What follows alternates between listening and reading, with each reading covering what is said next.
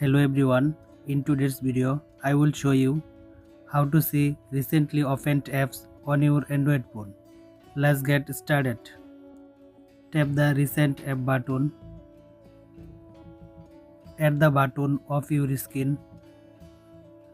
You will now see all recently opened apps.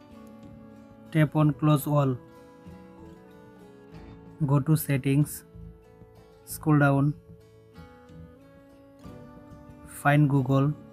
Tap on Google. Tap on manage your Google account. Tap on Google account. Scroll down. Tap on data and privacy. Scroll down. See here. Tap on view my activity. Scroll down.